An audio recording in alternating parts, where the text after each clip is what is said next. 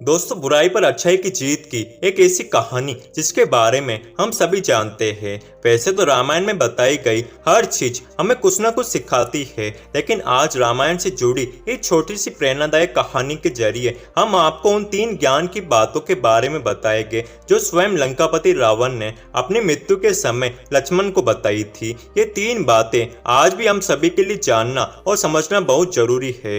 रावण, जो कि स्वयं एक परम ज्ञानी था, लेकिन अपने घमंड और शक्ति की वजह से उसने वो काम कर दिया जो उसे नहीं करना चाहिए था, और वही एक काम उसकी मृत्यु का कारण बना। रावण बुराई का एक प्रतीक था, लेकिन उसमें ज्ञान की कोई कमी नहीं थी, जिसके चलते उसने लक्ष्मण को 3 बातों के बारे में बताया जो हम सभी के लिए जानना जरूरी है। इस छोटी सी प्रेरणादायक कहानी के जरिए हम उन 3 बातों को जानेंगे और समझेंगे।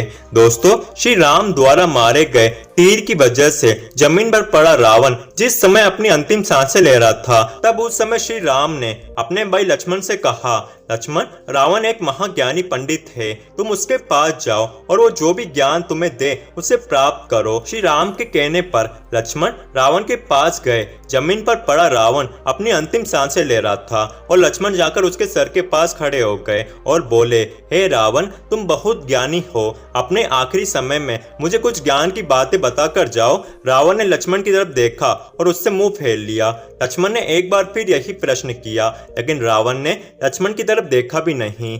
रावण के इस व्यवहार को देखकर लक्ष्मण को गुस्सा आ गया और वो श्री राम के पास लौट गए और उनको जाकर ये सारी बात बताई। लक्ष्मण की बात सुनकर श्री राम बोले, लक्ष्मण, गुरु से शिक्षा उनके पैरों के पास बैठकर ली जाती है, न कि उनके सर के सामने खड़े रहकर। श्री राम की बात सुनकर लक्ष्मण रावण के पैरों के पास जाकर बैठ गए, जिसके बाद रावण ने उन्हें ज्ञान की वो 3 बातें बताई जो सिर्फ लक्ष्मण के लिए नहीं बल्कि आज भी हम सभी के लिए जानना बहुत जरूरी है।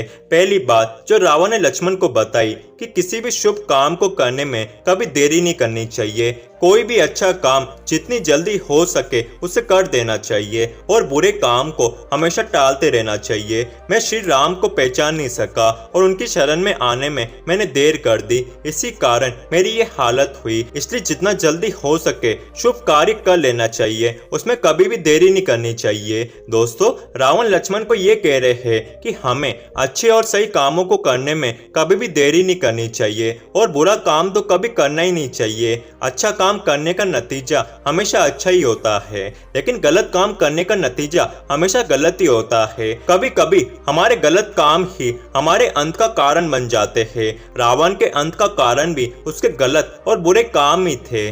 दूसरी बात जो रावण ने लक्ष्मण को बताई कि अपने शत्रु या प्रतिद्वंदी को कभी भी कमजोर या छोटा नहीं समझना चाहिए। मैंने भी यही भूल की। मैंने जिन्हें साधारण वानर समझा उन्होंने मेरी पूरी सेना को नष्ट कर दिया।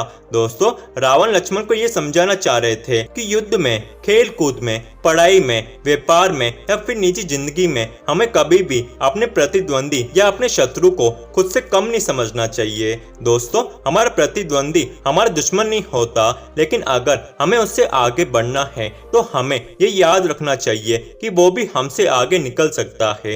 इसलिए हमेशा अपनी तैयारी पूरी रखें। ये कभी भी न सोचे कि आपका कॉम्पिटिटर आपके सामने कुछ भी नहीं है। जो आता है सिर्फ आपको ही आता है। जो कुछ आप कर सकते हैं वो कभी नहीं कर सकता, ऐसा बिल्कुल भी न सोचे।